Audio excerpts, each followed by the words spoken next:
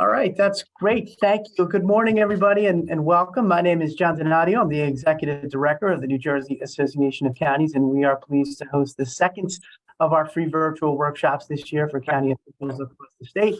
This one is in recognition of National Public Health Week, which was actually the first week in August. So we're a week or two late, but that's okay because we really want to highlight some of the great work that our county links health officers do. As we know, they played a vital role throughout COVID-19, and I think need to play a growing role in protecting the health, safety, and welfare of residents across the Garden State. So it's our pleasure to host this workshop today. But before we get started, I'd like to introduce NJAC's president this year, Camden County Commissioner John Young, to say a few welcome remarks. So Commissioner and President Young, the floor is yours.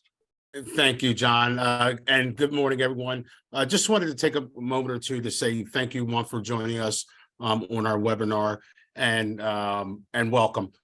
This is kind of what NJAC is really supposed to do, right? Be able to host these type of webinars to make sure that we're continuously educating and strengthening county government. So welcome, sit back, relax, enjoy the show. It's going to be a really good show, and hope to see everybody in a couple of weeks down at our conference. Thank you. Yeah, thank you, Mr. President. And we will see our county health links officers. We're very excited that for the first time they will be hosting a regular meeting at the NJAC annual conference. So we look forward to seeing them there. A couple of housekeeping items. If you have questions throughout this webinar, please put them in the Q&A. The panelists, if we need to communicate, we can communicate in the chat box. But so if anyone attending the workshop has a question, again, make sure to put that in the Q&A. This presentation will be available, a video recording of it will be available on NJAC's website after today. And then we will do our best to get you the PowerPoint presentations that you're going to see. I also want to take a minute to thank Kristen, who is doing all the IT work today with Angela Wolf's shop. They do a fantastic job, and we appreciate it a great deal. And with that, I want to introduce all of our panelists, and I will start with the one and only Dr. Charlene Gungil, who is the Passaic County Health Officer and Director, and who's going to moderate this event for us. So Charlene, I can turn it over to you if you want to introduce everybody, but I'm happy to do that as well. John, you're doing a great job. Could you please continue? All right, I will continue. Next we have, and this is not the order that they're presenting, but I'm just going to introduce you all of our good speakers. We've got a terrific panel today, by the way. Dan Regenye, who is the Public Health Coordinator and Ocean County Health Officer. Both Charlene and Dan are also County Service Award winners in 2021 for their leadership and hard work with the county health officers. Next up is Paschal Nwako, who is the Camden County Public Health Coordinator and Health Officer. So it's good for you to be here today, Paschal. Les Jones, who is the Director of the Middlesex County Office of Health Services and also President of the County Health Links Officers Association. Maya Lordo, who is coming to you by way of the County Executive's Office and is the Essex County Health Officer. So welcome, Maya. It's good to see you. Karen DeMarco, who is the Hunterdon County Health Officer and Director. And last but certainly not least, Kristen Reed, who is the Health Officer in Mercer County. So with that, I'm going to turn it over to you, Charlene, and I look forward to hearing the presentation. Thank you, John. Good morning, everyone. This is a really important day for public health in New Jersey because this is the day when we get to answer the question of what do you do as a county links agency? And to begin our conversation today, Dan Regenye, who is the health officer of Ocean County, will share the history of the LINKS program. And this program is managed through the New Jersey Department of Health. Dan? Thank you, Charlene. And let me just bring up some slides real quick as we're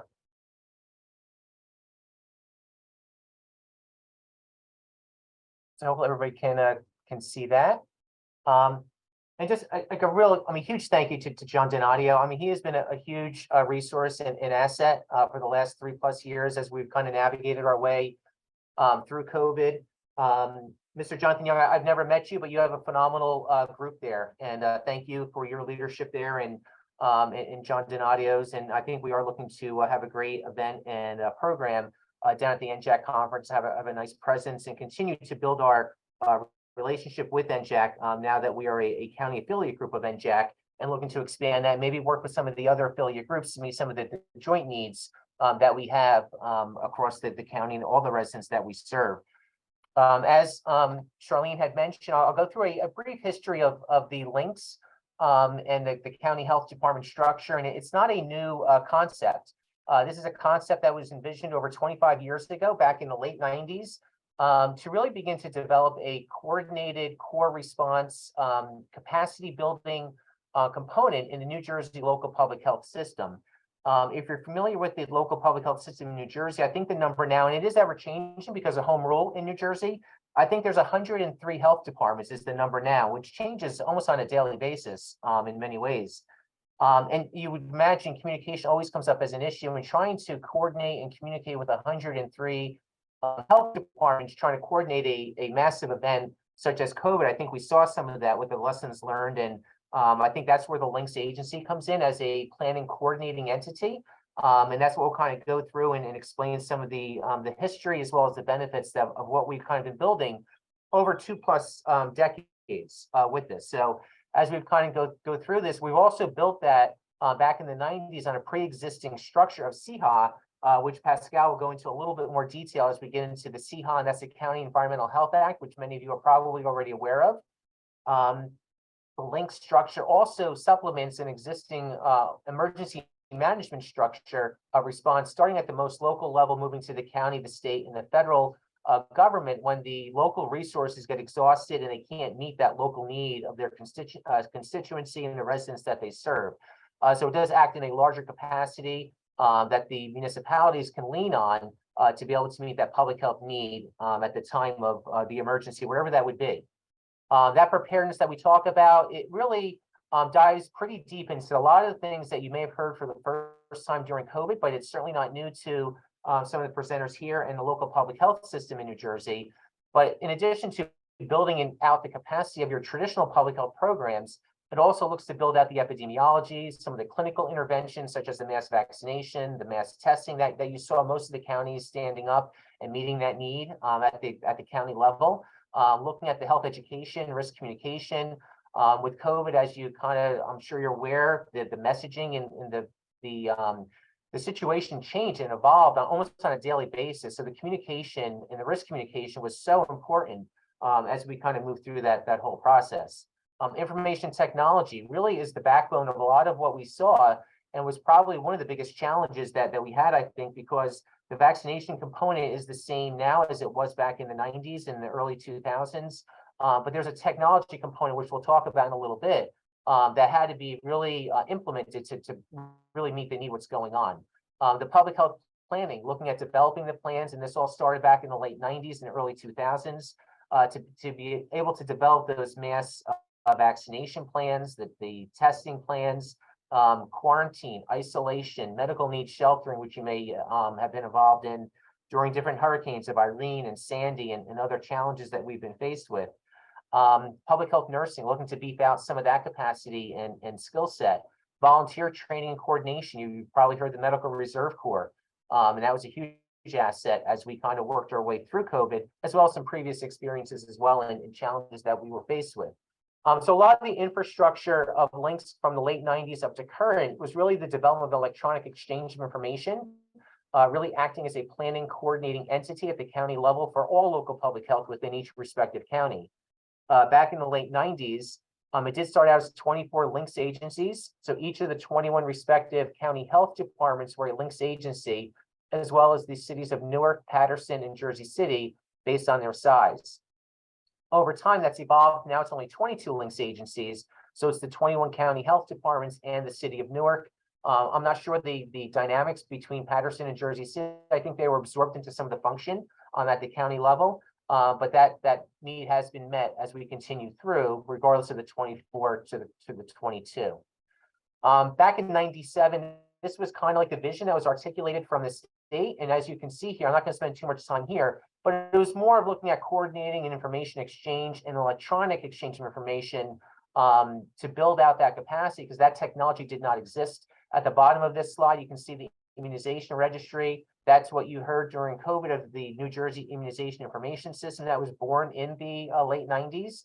The communicable disease surveillance, that's the CDRSS that you heard about more recently during COVID. And that, once again, was also born in the late 90s as well, and has developed and expanded over the course of time with that. The links in and of itself is defined under the Administrative Code of New Jersey, Administrative Code 852, as the public health practice standards of performance for all local boards of health and local health agencies in New Jersey. There is a component of that further delineates the higher level roles and responsibilities of New Jersey public health links agencies, where they talk about specialized regional expertise and capacity that's explained and defined. And that's, to me, some of the challenges, such as what we saw during the COVID response throughout the state of New Jersey. It's further defined in the Emergency Health Powers Act, which was also enacted during COVID, where it has the lead local public health agency in each county or identified city as designated and determined by the Commissioner of Health. I won't read through all this, but it's really that planning coordinating agency to be able to work with the other local public health agencies, as well as other partners, FQHCs, community health centers, the acute care hospital systems, offices of emergency management, really to try to be able to put together the best response and delegate and delineate those roles, responsibilities, and tasks during that time period. In addition to that, looking at some of this information here and links over time.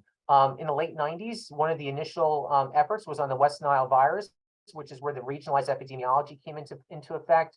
We talked a little bit about the NJIS, the birth record, the death record, CDRSS, health alert network messaging.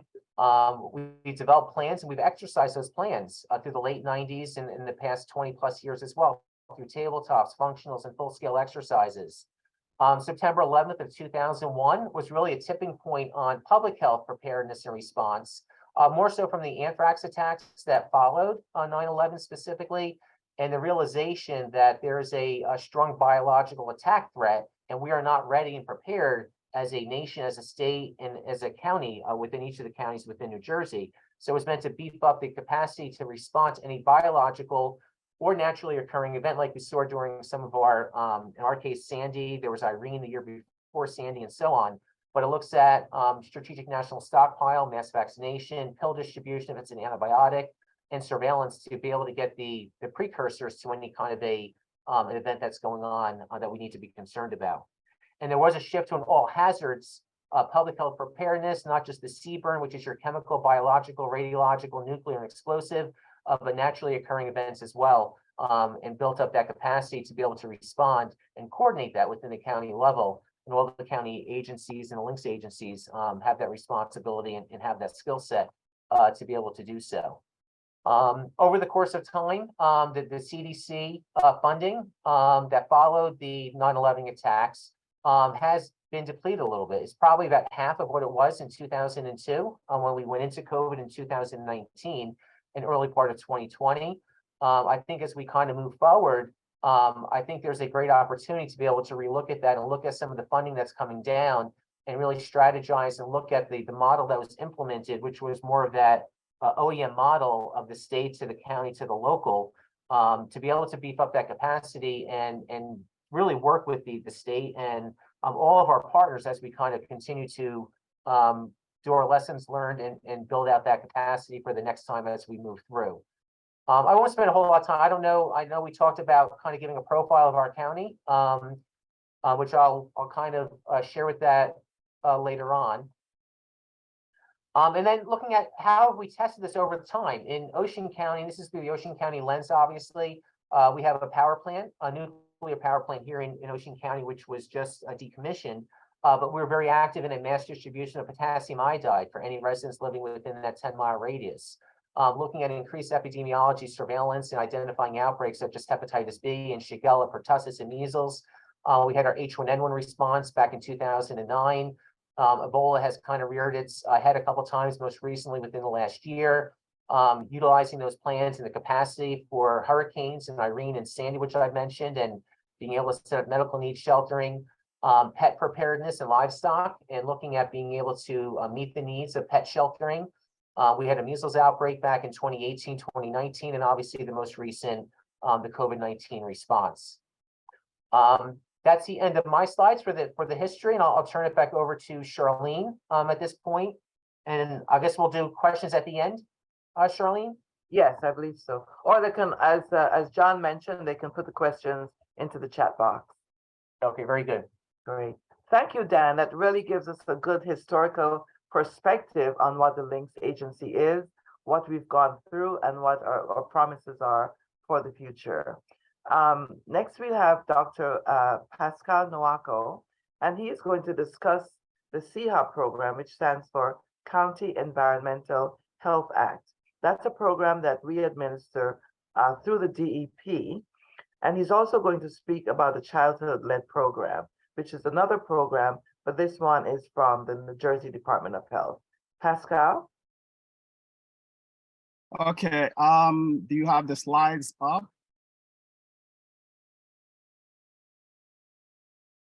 Yes. Yeah. Okay, so thank you everybody for joining today.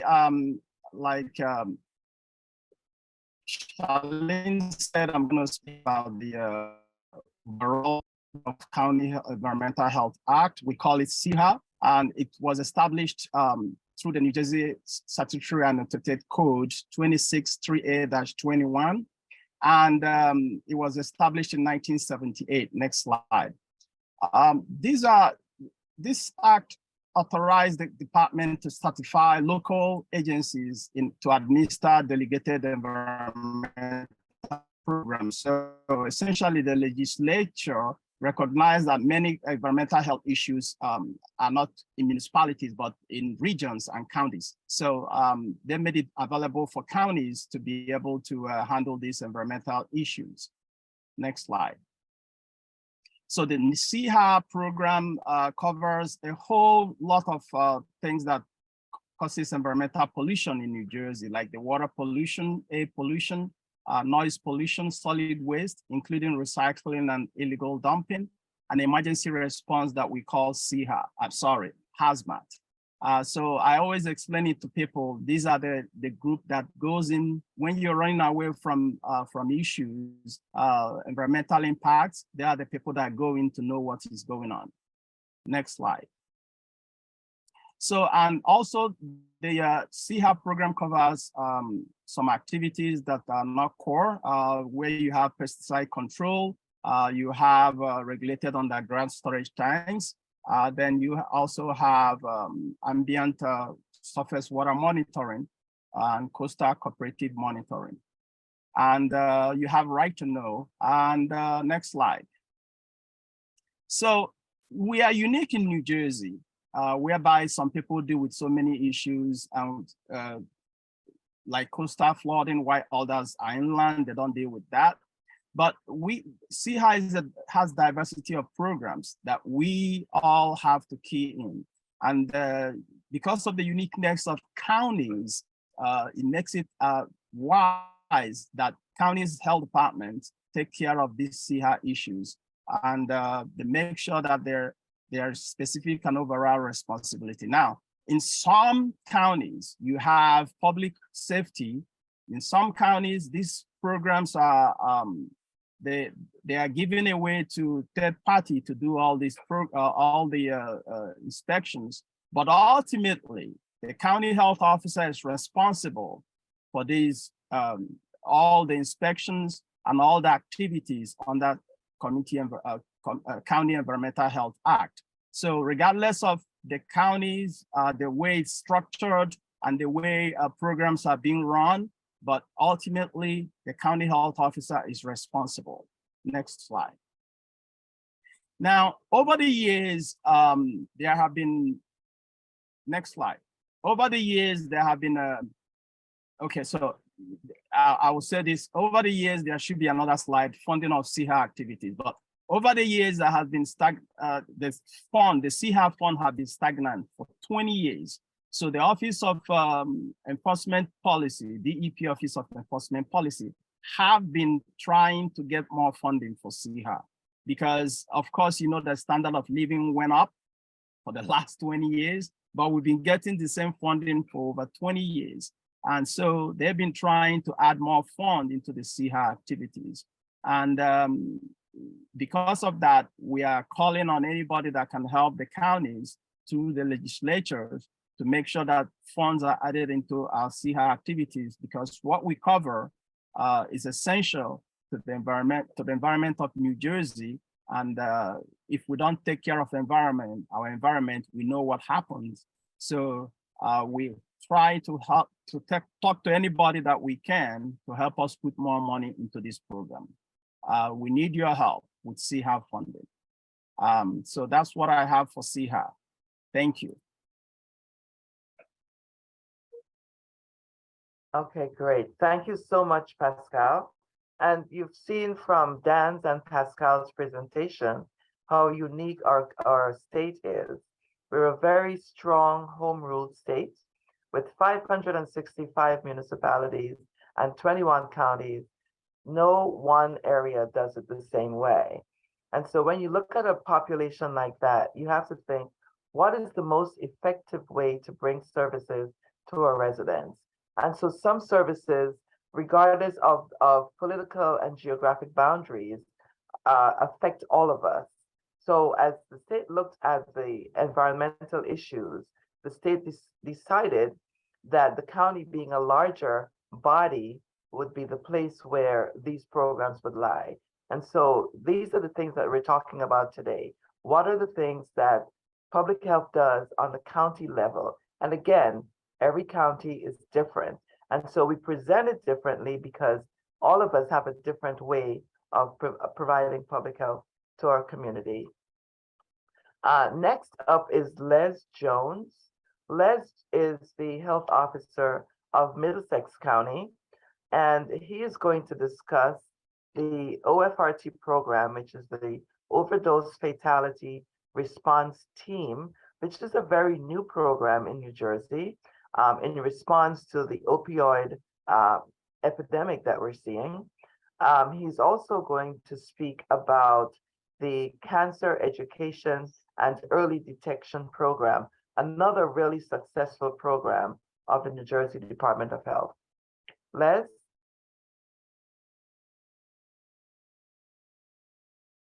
I'm sorry, we can't hear you.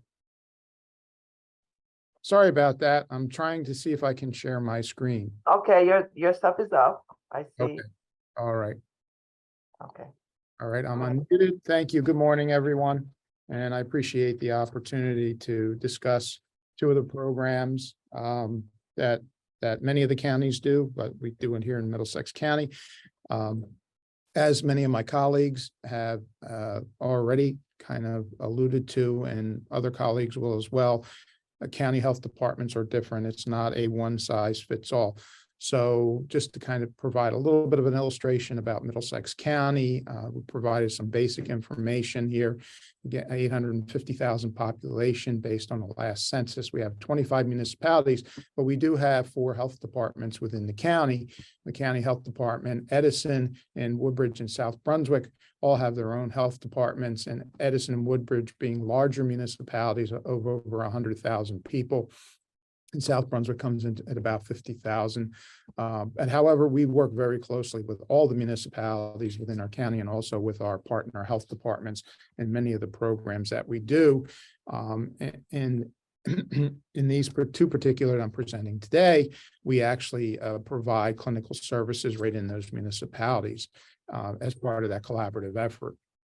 And again, we have 112 staff here. We have over 200 volunteers, and I have 5 divisions that operate in Middlesex County.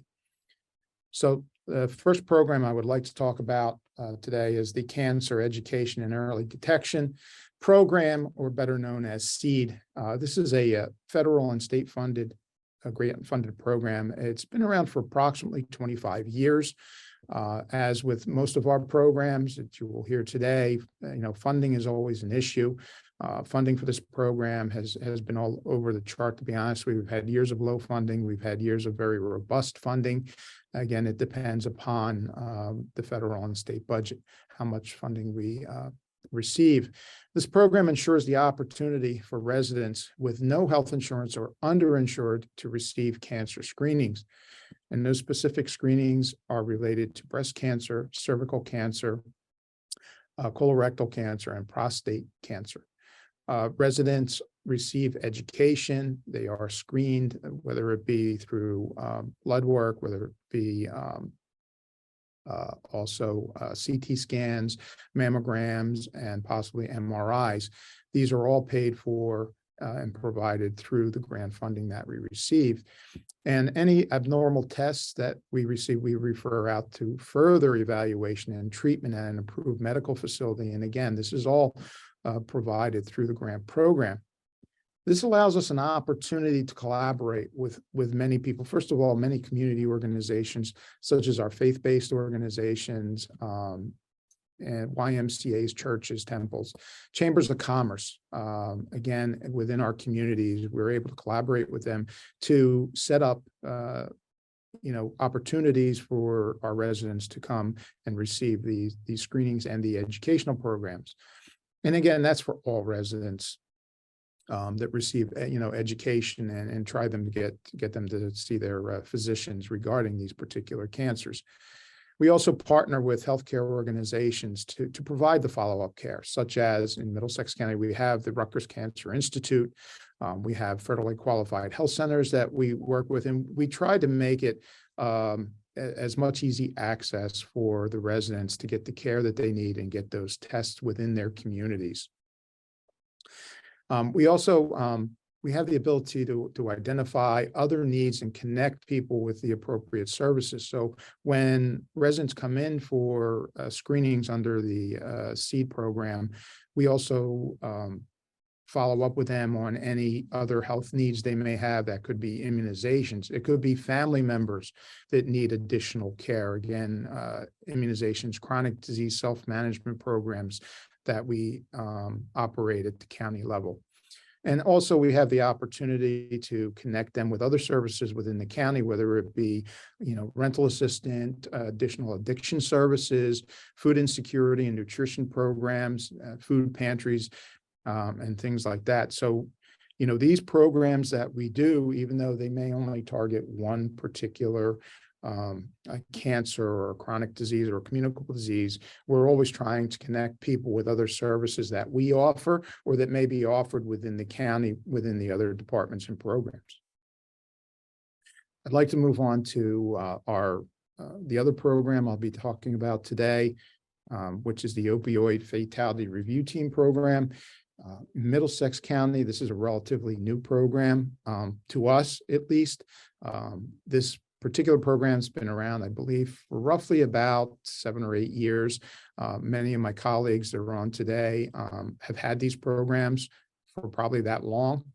And this is now, this program has been required by statute.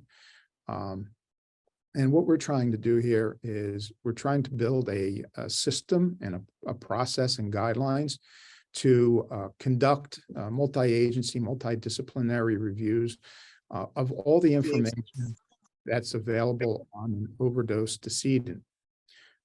We collaborate in this particular instance. We have a core group here that consists of representatives from the health department, prosecutor's office, our Department of Community Services, our Office of Addiction Services, and also our medical examiner's office, which is a vital and key component to this program. What we try to do is we try to identify points of contact between deceased individuals, healthcare, social services, criminal justice, and other systems that may have been involved in the decedent's I was going to say travel through their addiction. We identify specific ecological factors that put individuals at risk for drug overdose within their particular jurisdiction.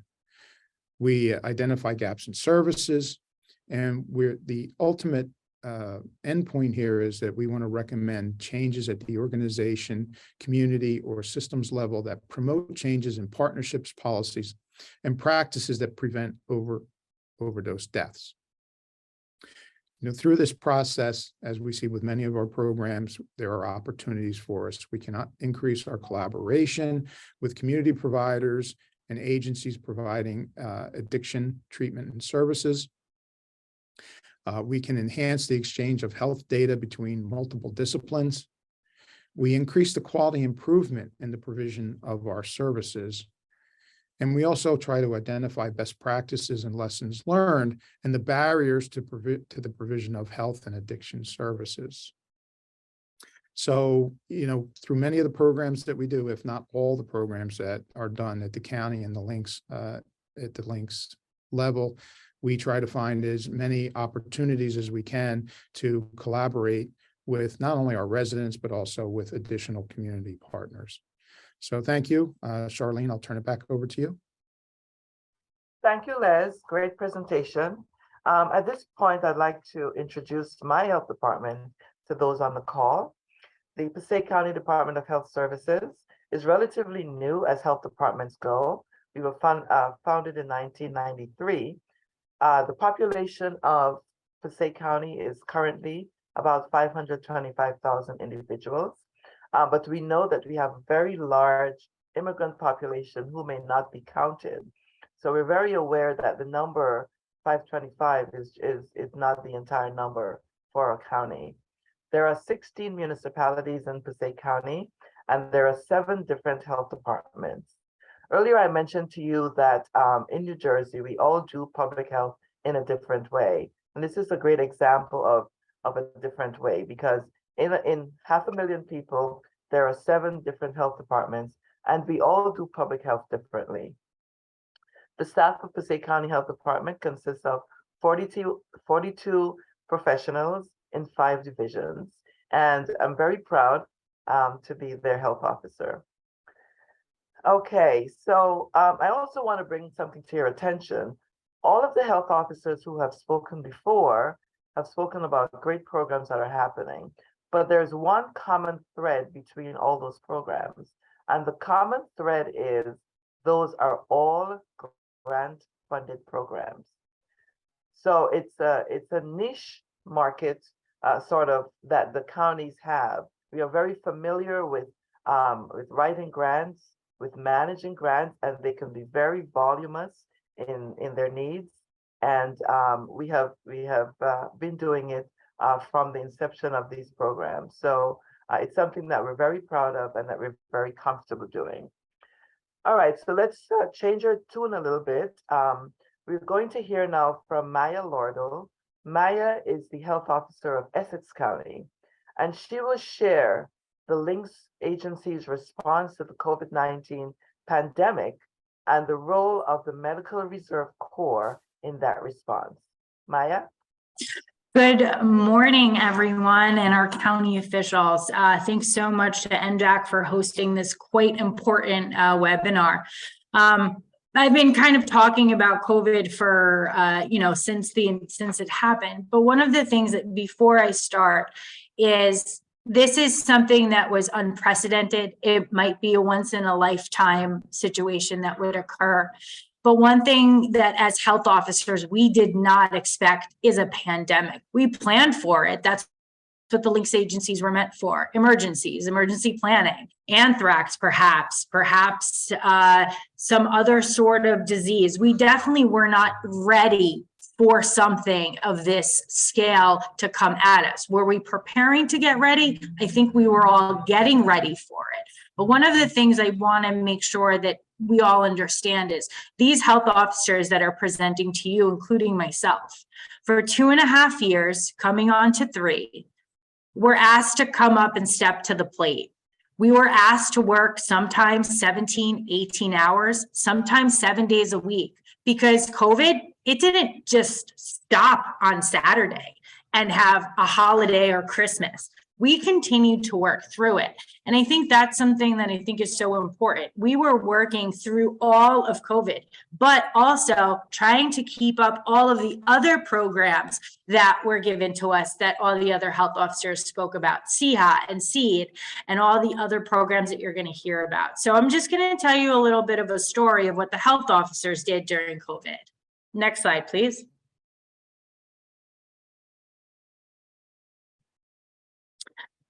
December 2020, Essex County opened up its first vaccination site. And in March of 2020, we were opening up our first testing site. One of the things I wanted to say is on March 26th of 2020 was our first testing site that Essex County opened. 9 months later, in exactly 9 months, on December 26th, Essex County opened up its vaccine site. For 2.5 years, we vaccinated. We managed to vaccinate 600,000 individuals and tested 347. We had multiple sites. We opened up 5 sites that were functioning with over 3,000 employees between registration and nursing. One of the things I want to make quite clear is that as much as the state was giving us our directives, the state was not able to open up its own sites and relied very, very heavily on the links agencies to be able to deliver the vaccines to its residents. One of the things that we also needed to understand that the links agencies and the counties and all the other providers were tasked with the fact to make sure that these vaccines were going out. Because if they didn't go out and the state didn't meet its allocation of mandated vaccines, we were not able to get vaccines delivered to us. So what did that mean? If the state did not have the links agencies, which were the primary vaccinators that were giving support to the state, we would not have been able to get vaccine that was quite scarce at the time.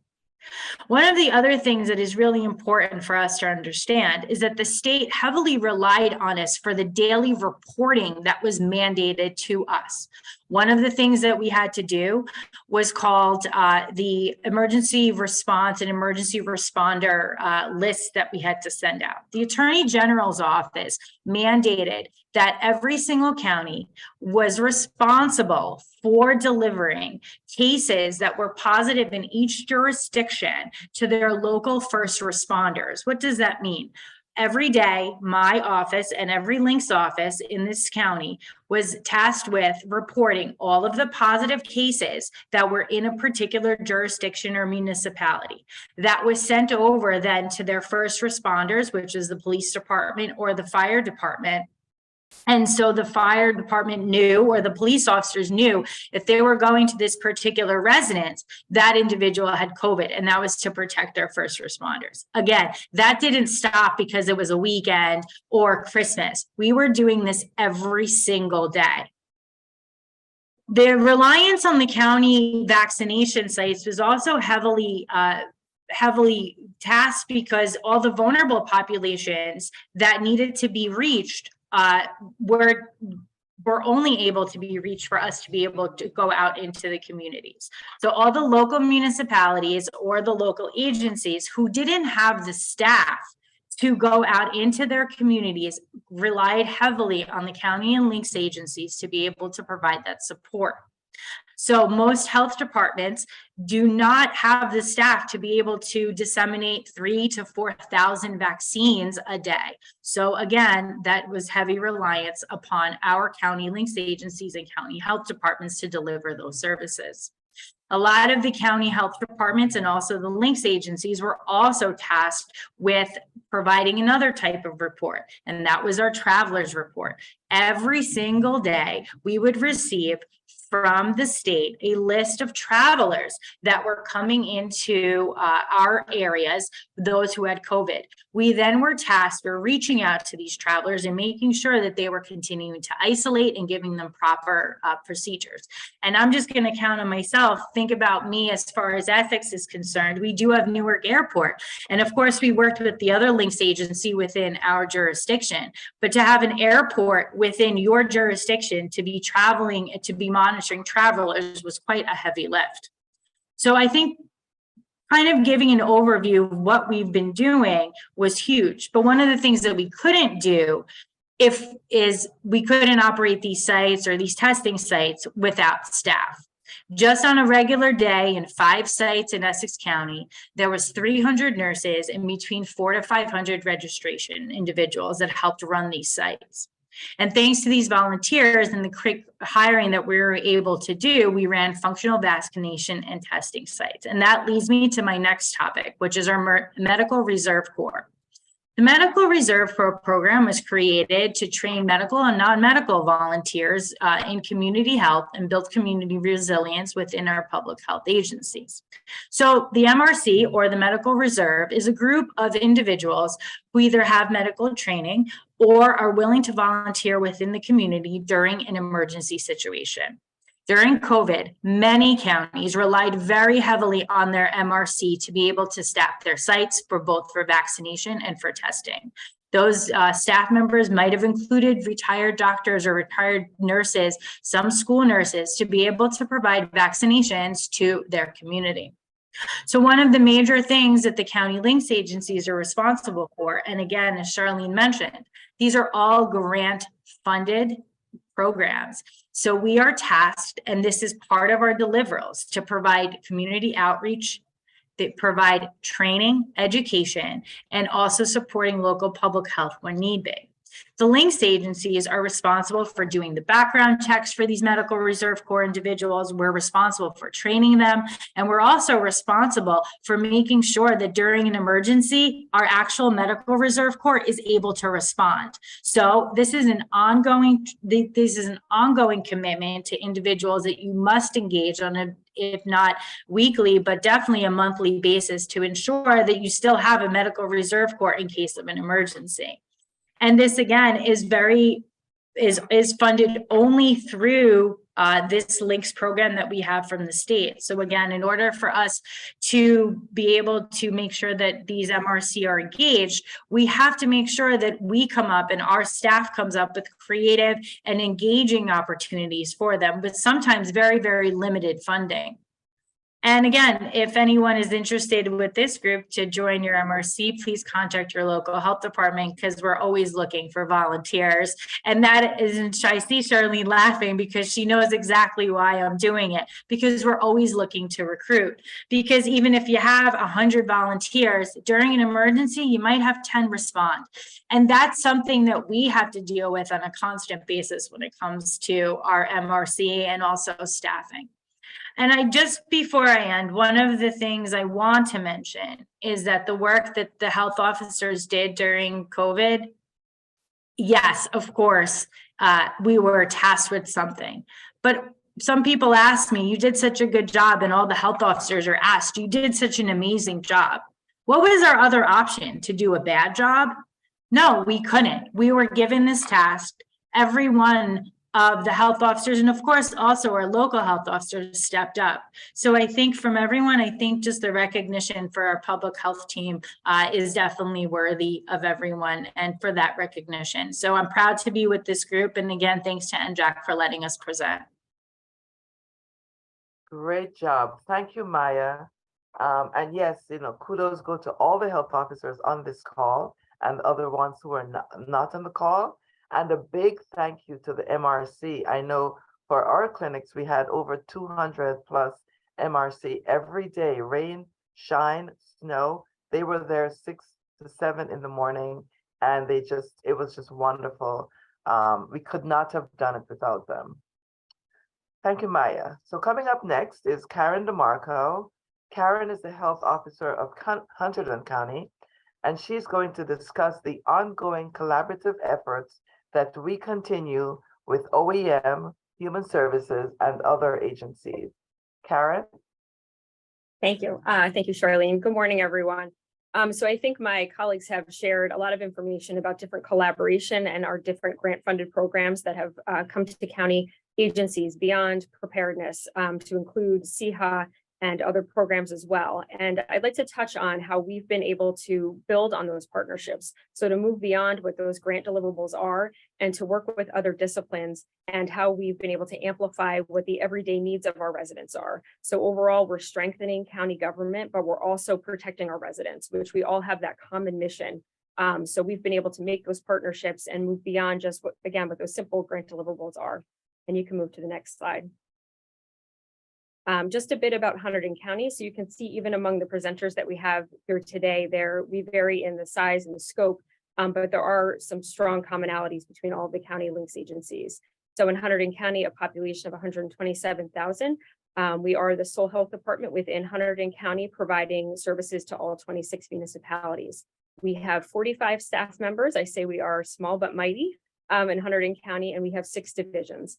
So our public health preparedness program, which is wholly funded through the Public Health Preparedness Links grant funding. We also have public health nursing, environmental health, which includes our CHA program, mosquito and vector control, solid waste and recycling, which includes our Recycling Enhancement Act grant and also Clean Communities, and our Weights and Measures program, which enforces DCA regulations. So moving on to the first aspect that I would like to highlight is our collaboration with our Public Health Office of Emergency Management. So how Public Health and Emergency Management share the common mission of emergency preparedness to protect the health of our residents. And while our preparedness focuses largely on disease, we are looking at all of those threats and to mitigate those threats to our human health. So we as public health agencies align with the county emergency management essential service functions in each phase of emergency response. So working in collaboration and following that same structure within the state for emergency management and providing that county-based response. In Hunterdon County, our Office of Emergency Management, we share staff members because we have a shared hazardous materials response program. So there is crossover and collaboration with our environmental health staff and our CHA deliverables with the emergency response function of the Public Safety Department. Also wanted to highlight the Ida response. Tropical Storm Ida hit Hunterdon County particularly hard with the largest number of fatalities occurring within our county borders. And this was an example of how public health collaborated and supported emergency management in terms of the recovery phase. And that included our CHA staff and our duty officers in terms of hazmat response. With the flooding and events that occurred, there were really calls around the clock regarding hazmat needs and also ensuring that there was proper disposal of not only hazardous materials, but recycling and construction materials as well. So our recycling and solid waste staff collaborated with the municipalities and with our county in terms of establishing temporary debris management areas or TDMAs and helping to coordinate with DEP as well. So that's just an example of how we move beyond just disease response into, again, all threats, because that again is a threat to human health. Also with our COVID response, our public safety partners were with us every step along the way in terms of assisting in distribution of PPE and also in our vaccine response as well. We also partner with our with our Office of Emergency Management for our opioid fatality review program, which you heard Les discuss in terms of the data that we receive. So within Hunterdon County, the way that our county is structured is we have one central county communications office, and we can garner data that can assist in those reviews as well. We can also call on our partners in emergency management with our CAD data and other EMS data that they house in that department as well. So I think with each of these, depending on how the county is structured, largely with Hunterdon being a smaller county, we have a smaller number of partners, and we can facilitate that collaboration to make our program stronger and protect our residents. And next, move on to the next slide, is also talking about some of the additional ways that we've collaborated in terms of crisis management. Is looking, back when, in 2014, looking at the Ebola response. Also in Hunterdon County, we have one medical center, so collaborating closely with them to develop a county-wide Ebola response. We've also expanded into a communicable disease council and partnered on some grant funding, which included our Office of Emergency Management, our municipal OEMs, EMS, our local law enforcement, our county prosecutor's office, schools, human services, and our medical providers. And we also work closely with our county medical examiner's office. So in our preparedness for communicable disease, that has also expanded into preparing for mass violence or active shooter preparedness, where we've worked closely with our school partners as well and our municipal OEMs. And again, we're looking at an all hazards approach. So not to stay within a narrow lane of communicable disease. So looking at those all hazards. We've also spoken recently about train derailments, what the preparedness plans are for that within Hunterdon County, and how we can support if there was a train derailment that posed a threat to human health. So as we look at all hazards, we're also then preparing for disease X. So whatever the next disease is that we need to prepare for, we will work with our partners to do so. Next slide, please. And next, I'd like to touch on how we partner with our County Human Services Department. So again, there's a shared mission between our agencies as well, in terms of providing services to high-risk residents or those in need to improve their health and well-being. So really working with residents in terms of case management or preventative care or crisis response. We're working closely with our human services partners as well. So some of our programmatic collaborations does also include the Opioid Fatality Review Grant funded program. Our human services director and staff members there are strong partners with us in that grant program, and also assist really in subject matter expertise. So this is an area where county agencies are eligible, county public health agencies are eligible for that opioid fatality review team grant. But it's important that we bring in other experts from the field. So in terms of human services, our medical care providers, bringing in all of those partners to build a robust program. Again, they've partnered with us in our COVID response beyond, including helping transportation for different residents if they couldn't get to a vaccine clinic, or we had uncovered additional needs, we would partner with our human services department. Some other areas that we partner with human services on a routine basis is in our public health nursing referrals. And this can include our maternal and child health programs, so different case management programs, improved pregnancy outcomes. Our childhood lead poisoning program, which I can touch on just briefly, is a program that is also grant funded for county entities, where our REHS staff, our environmental health staff, partner with our public health nursing staff to investigate cases of childhood lead poisoning and try to determine the cause of that lead poisoning. So whether that's paint within the home or some other product that's being used with the child. It's basically a team approach that our environmental experts and our public health nursing experts go out and work with that family to identify that source. But also in investigating those cases, there may be another issue uncovered that the family may need support from our human services department. So we link closely with them. Also TB case management, other housing needs, our senior health services and clinical services, and community needs assessment and planning. So we partner with our human services partners because they're looking at many of the same issues that we are, and we can just, again, build a stronger program if we're working together. Next slide. That's the last one. That might be the last one. So again, just to wrap up, just to touch on that county-based planning and how we've been able to leverage those programs to expand beyond what those simple deliverables have been through those different grant-funded programs. Each of our counties vary greatly in terms of population size and the structures that are within that county, whether it's OEM structures, public health structures, different pockets of need within the communities. But there is a commonality between the county health agencies in terms of the different deliverables that we do have to provide through both the New Jersey Administrative Code, the practice standards, and our grant-funded programs. Our collaboration through those programs with county leadership does strengthen public health capacity across the state and provide services to all those residents within the counties. I think it's a great opportunity for public health that we're able to bring together and serve as a bridge for those multidisciplinary partners, bringing together, for example, the opioid program, bringing together law enforcement with medical care partners and behavioral health, groups that may not necessarily interact as frequently as maybe they should. And the program like the opioid program does bring those groups together, and we can act as a bridge to do that. And again, our partnership and ongoing partnership with NJAC and other county entities does also strengthen an all hazards approach so that we can be stronger for whatever the next emergency is, whether it's a natural disaster or some type of pandemic or some other issue as well. So I want to thank you for the time and opportunity today. Great. Thank you, Karen. Nice job putting it together. Without further ado, I will ask Dan to wrap up our discussion today, looking at future initiatives, links funding, strengthening local health departments, etc. Dan?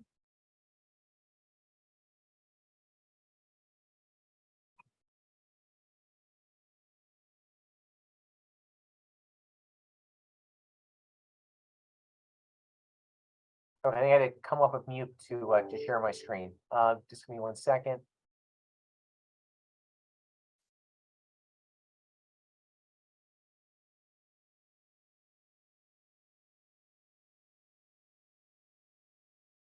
So while Dan is trying to get up his screen, if anybody has any questions, please feel free to enter it into the chat box.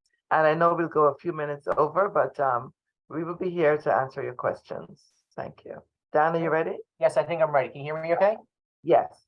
Okay, so I'm just a couple slides here to kind of wrap things up from my perspective. We can answer any questions. Really looking at future initiatives and opportunities. I think it was Maya that mentioned that we just kind of lived through a once in a lifetime. I think we're all hoping that from everybody's perspective, regardless of what discipline you represent here on this call. In terms of that experience with COVID, I think the timing is certainly ideal right now to have a candid review of the strengths and weaknesses, not really to point fingers and whatnot, but there's a lot that went very well, I think, during COVID that we need to build on and continue to build out that strength. But there's also some things I think we may want to rethink. And how do we look at that from a public health perspective, from a multidisciplinary perspective, and looking at from a systems approach to be able to meet whatever that next issue is, because there is going to be another issue. It's just a matter of time. And we need to be prepared as a system in public health, and the structure that's been built over the last 25 plus years on the public health side has gone a long way to be able to put us into a very good position to be able to respond to COVID. I think some of the previous speakers highlighted of how we were able to step up and really provide a great response across the board with all of our response partners. As we kind of look at this, I think there's really a need to kind of look at this and maintain and further build out the capacity of county links and public health for that next event, like I'd mentioned, enhancing that public health response from that emergency management model of that municipal, county, state, federal, keeping in mind that all hazards approach that there's many different challenges that we will have, regardless whether it's a biological threat of a virus or a bacteria. It could be that chemical, the radiological, nuclear, explosive, and naturally occurring event like a hurricane. We've built plans to be able to respond to that. And even in the day-to-day operations, if we had a situation here recently, in one of our towns, we had a hoarding situation of dogs and cats of 180 that we were able to take in as a result of our preparedness on the animal preparedness side. So there's a lot of great things that have been going on. If you look at the communication structure during COVID, I think it was really more of a county structure.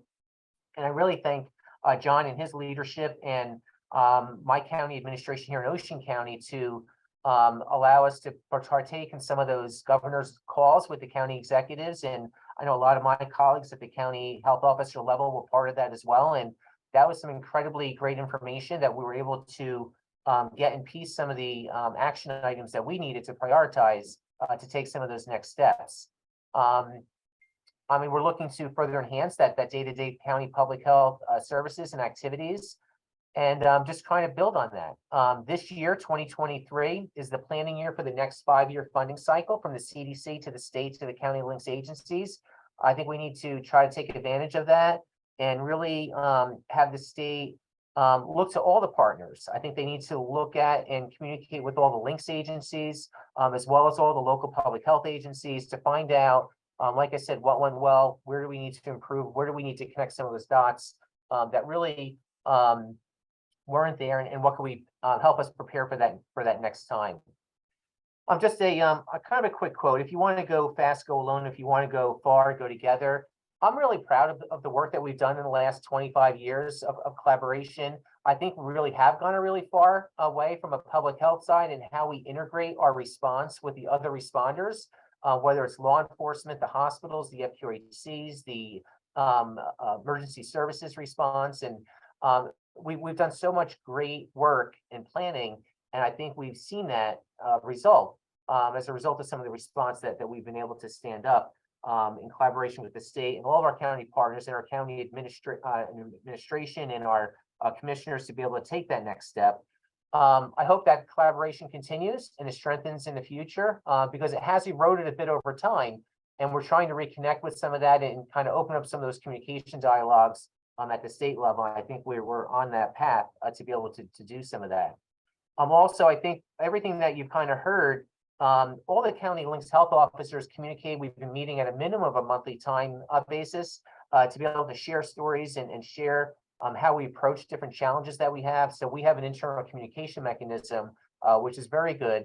And then also, I mean, I mentioned that the county links agencies, but also really proud to work with all the other 81 smaller municipal and regional health departments and the work that they've been doing. And we're all part of that solution to be able to respond to that next event. And just working together and kind of carving out the roles, responsibilities, and that collaboration and how can we work together to really make this work? I think it's in the best interest of everybody, and look forward to wherever that next chapter brings. So I thank you all, and I'll turn it back to Charlene and John at this time. Thank you, Dan. Thank you, team. You all did a great job. I'm going to stop right here and I'm going to ask John to take us to the next level. John? Listen, Charlene, we're going to hire you at NJAC to moderate all of our future video conferences and even host at our annual conference. Thank you. You did a great job, as did all of the presenters today. I really appreciate it a great deal. And just to Maya's point earlier on, you know, the county health links officers just did a remarkable and outstanding job throughout COVID. It's not something that I'll ever forget throughout my career. I know that you work tirelessly 24 hours a day, 7 days a week for the good of the public health, and just should be commended for that. And NJAC and I both look forward to working with you and educating our state leaders on the important role that you provide so that we can plan effectively for the next 5 years. So it doesn't look like we have any questions because you did, again, a fantastic job at educating our attendees today on the great work that you do. We will make sure, again, to make this video available on our website probably by tomorrow. And we'll share all of the PowerPoint presentations that you can make available to us for everyone who attended today. And we'll also share these with our county administrators and board of directors as well. So with that, thank you again. I look forward to seeing everyone, particularly our health officers who again are meeting for the first time at our conference in a couple of weeks. This was fantastic, very helpful. And most importantly, hope everybody has a great day and get outside for a couple of minutes. It's beautiful. Thank you. Thank you. Thank you, John. Thanks, everybody. Thank you so much.